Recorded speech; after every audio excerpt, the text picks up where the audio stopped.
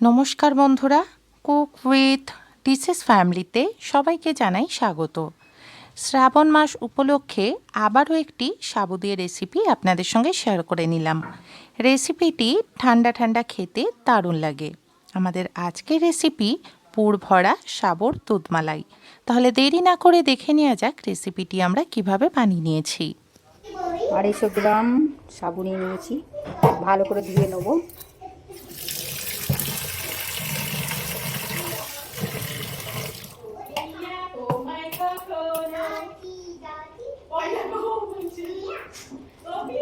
সাদা পাউডারটাকে ভালো করে রগড়ে ধুয়ে নিচ্ছি।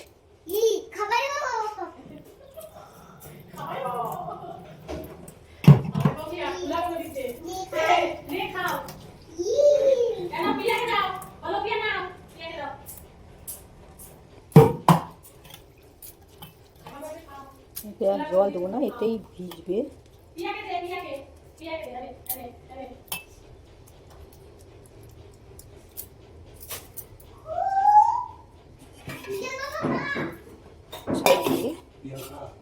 এখানে আমরা 1 লিটার দুধ নিয়ে নিয়েছি।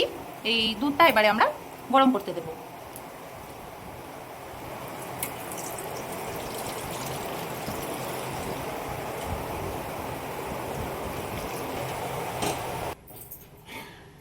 দুধটা এবার গরম হতে দেব। এখানে দেখতেই পাচ্ছেন ফুটে উঠেছে। দুধটা এবারে আমরা এইভাবেই লো টু মিডিয়াম আঁচে রেখে আস্তে আস্তে ঘন হতে দেব। এখানে আমরা একটা নারকেল নিয়ে নিয়েছি, এবারে নারকেলটা আমরা ভেঙে নেব।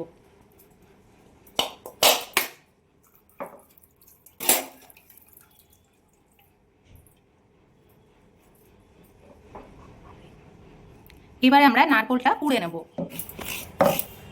এখানে আমাদের সম্পূর্ণ নারকেলটা কুড়ে নেওয়া হয়ে গেছে। এখানে আমরা একটা খেজুরের পাটালি নিয়ে নিয়েছি, দেখতেই পাচ্ছেন। এবারে এটা আমরা একটু ভেঙে নেব।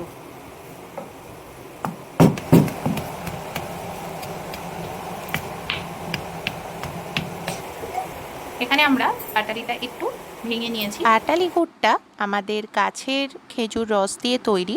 গুড়টা যেহেতু ফ্রিজে রাখা ছিল সেহেতু গুড়টা এরকম আমরা গ্যাসে জ্বেলে দিচ্ছি। গ্যাসে একটা কড়া বসিয়ে নিলাম। কড়াটা একটু গরম হয়ে গেছে। এবারে আমরা কয়েকটা ছোট এলাচ ভেঙে দিয়ে দিচ্ছি।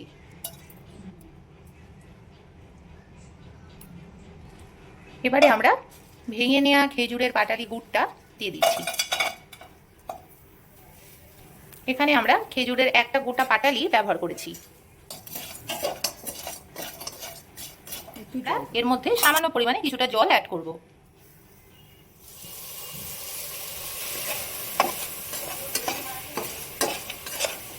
পাটালিটা আমরা মেল্ট হতে দেব।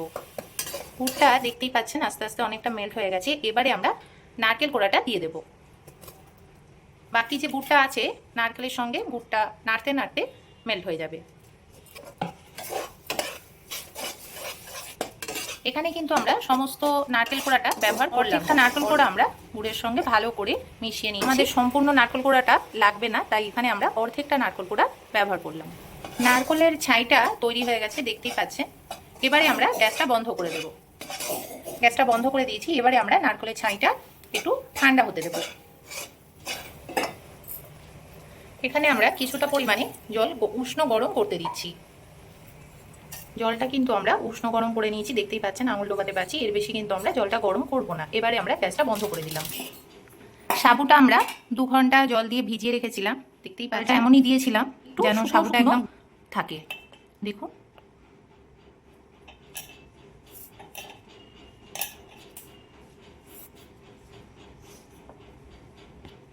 সাবুটা কিন্তু একটু ঝরঝরেই রাখতে হবে এই রেসিপিটির জন্য। এবারে আমরা এই সাবুটা একটা মিক্সিং জারে নিয়ে নেব।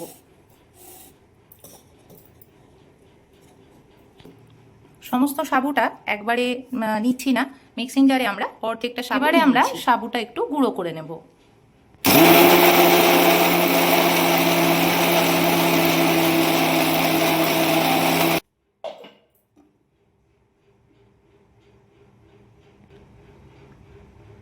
আমরা কিন্তু একদম মিহি গুঁড়ো করব না। আর যেহেতু একটু জল দিয়ে ভিজিয়ে রেখেছিলাম, এটা একদম পেস্টও হবে না আবার একদম গুঁড়োও হবে না। দেখুন একটু মাখা মাখা টাইপের হয়েছে।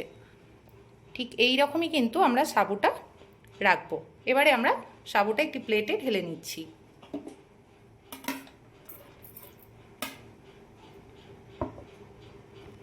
বাকি সাবুটাও এইভাবে তৈরি করে নেব।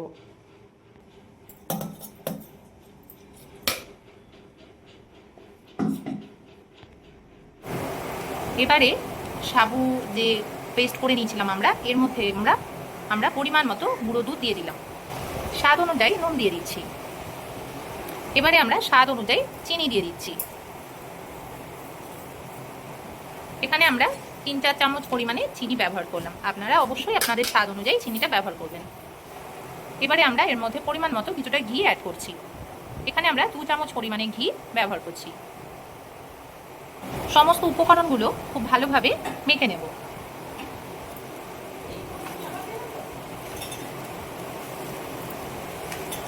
এবারে আমরা অল্প অল্প করে জল অ্যাড করতে থাকবো এবং সাবুটা মেখে নেব।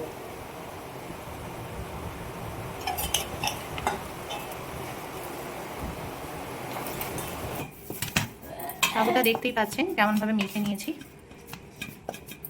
খুব ভালোভাবে কিন্তু যেরকম আটা মাখা হয় সেইভাবে ঠেসে ঠেসে মেখে নিতে হবে।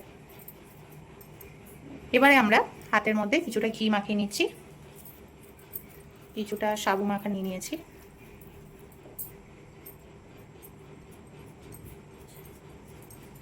সাবু মাখাটা থেকে যে লেচিটা নিয়েছিলাম সেটা একটা বাটির আকারে গড়ে নিয়েছি। এবারে যে নারকেলের ছাইটা তৈরি করে নিয়েছিলাম সেখান থেকে কিছুটা দিয়ে দিচ্ছি।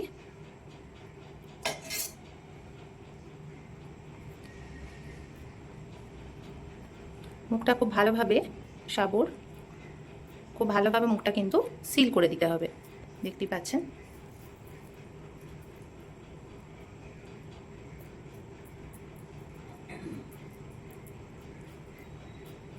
একটু হাতের সাহায্যে একটু চ্যাপটা করে নিচ্ছি।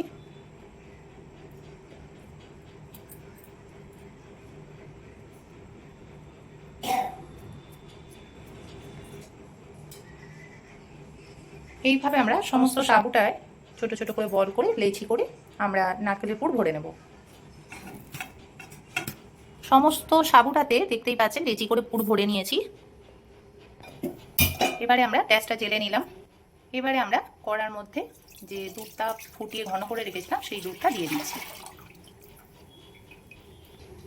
দুধটা দেখতেই পাচ্ছেন একটু গরম করে নিয়েছি। এবারে আমরা এর মধ্যে ছোট এলাচ একটু থেতো করে দিয়ে দিচ্ছি। দুধটা ফুটে উঠেছে। এবারে আমরা এর মধ্যে পরিমাণ মতো চিনি দিয়ে দেব।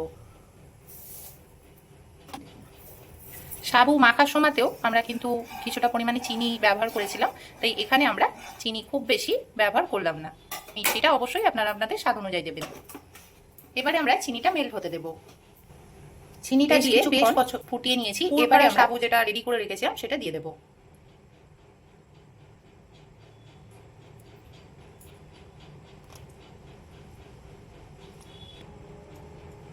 সমস্ত পুর ভরা সাবুটা দিয়ে দিয়েছি। এবারে আমরা একটু সেট করে বসিয়ে দিচ্ছি। এবারে আমরা লো টু মিডিয়াম আছে এটা ফুটতে দেব। ঢাকা দিয়ে দিচ্ছি।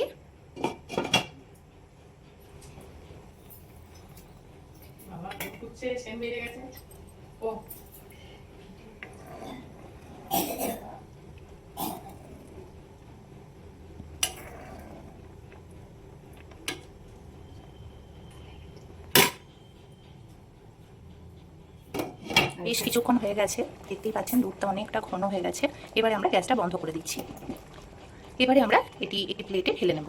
পুর ভরা সাবুর দুধমালাই তৈরি হয়ে গেছে। রেসিপিটি খুব সহজেই বানিয়ে নেওয়া যায় আর খেতেও দারুণ হয়। রেসিপিটি যে কোনো ব্রত বা উপোসের দিনে বানিয়ে নিতে পারেন। রেসিপিটি ভালো লাগলে ভিডিওটিকে লাইক, কমেন্টস অ্যান্ড শেয়ার করবেন এবং আরও নতুন নতুন রেসিপি পেতে আমাদের এই চ্যানেলটিকে সাবস্ক্রাইব করবেন। সকলেই ভালো থাকবেন, সুস্থ থাকবেন। নমস্কার। রেসিপিটির ওপর থেকে কিছুটা খেজুর গুড় ছড়িয়ে দিলাম এবং রেসিপিটি পুরোপুরি ঠান্ডা করে তারপর সার্ভ করে নেব। দেখতেই পাচ্ছেন কতটা সফট হয়েছে।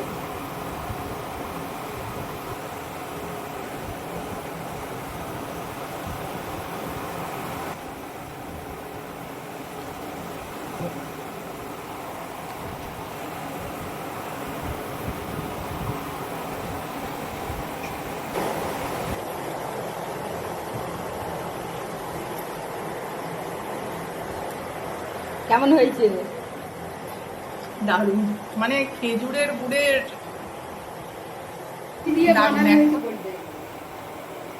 টেস্ট করে বলো কেমন হয়েছে। নামটা কি শুনি? সেটা পরে, তুমি খাও দই তো বড়া তো আগে। দই বড়া তো নয়।